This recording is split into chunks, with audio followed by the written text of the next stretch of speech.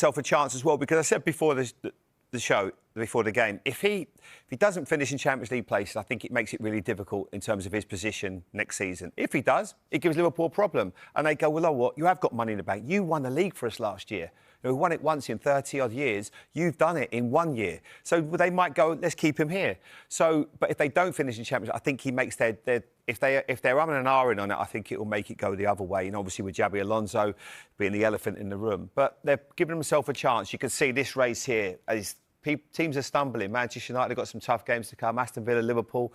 So who knows? But that was a big, big win for them, because what you didn't want as well, we can't see them there. Fulham would have gone 2 points behind them if they'd have beaten them. So it gives them a chance, that's for sure. What do you think about that, Izzy? Do you think Liverpool stay in the top 5 at the end of the season? He keeps his job?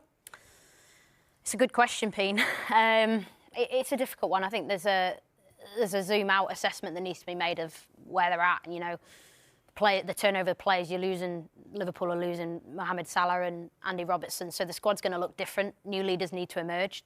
Recruitment again. You can't shy away from the fact that the recruitment in this season, you know, 450 million spent on the players they brought in. Of course, unfortunate injury to Alexander Isak, hasn't been able to find his rhythm yet. But I'd look at Wirtz, I'd look at Ekitike, I'd look at Frimpong. They're players that are starting to feel it. So I think it'll be a really interesting one. If they do finish in the Champions League places for next season and, you know, a good account of themselves in Europe, I think the assessment needs to be they need to back him. I do. But I think there needs to be significant improvement in performances, also alongside getting results until the end of the season to make sure they're looking up, not down, in terms of the teams they're playing against. Because Everton, for example, team that, you know, point today against Brentford, chasing Europe, and the Merseyside derby comes at a good time for Everton. He will have a week to prepare for that, and Liverpool have got a potentially horrible tie against PSG on Tuesday night, where it could be really intense. You know, they go into that game in a Merseyside derby, we know anything can happen. A hungry Everton side, you know, they're going to come hunting for them. So I think it's an interesting context, but I'd be, you know, safe to say, in terms of my opinion on that, I think you need to be really patient in how it gets assessed, because I don't think Liverpool are the type of club to be rash about anything they do. Absolutely. Yeah, they're not the type of club to make hasty decisions.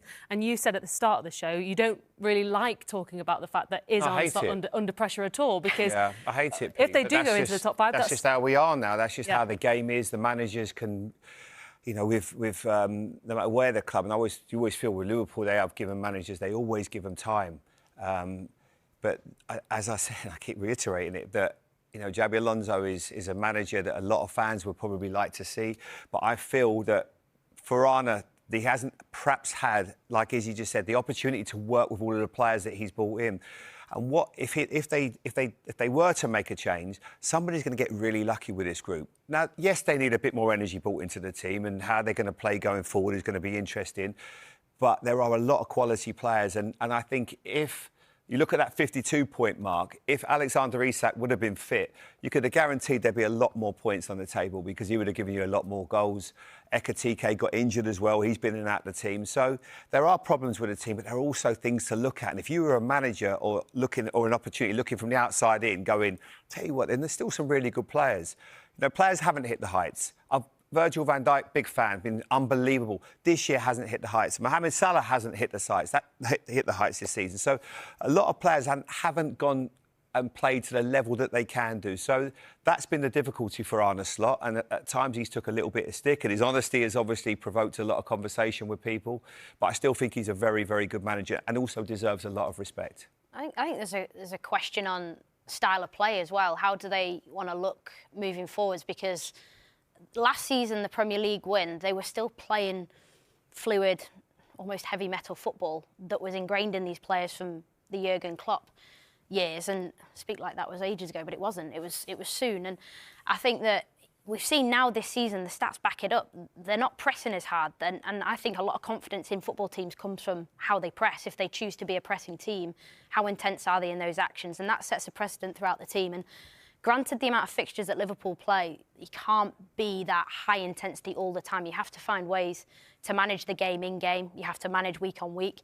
But I think there's a question about how do Liverpool want to be moving forward? What style of team do they want to be? Because we've seen a transition in style this season. They've dropped off a little bit. They've been a little bit more passive, a little bit slower.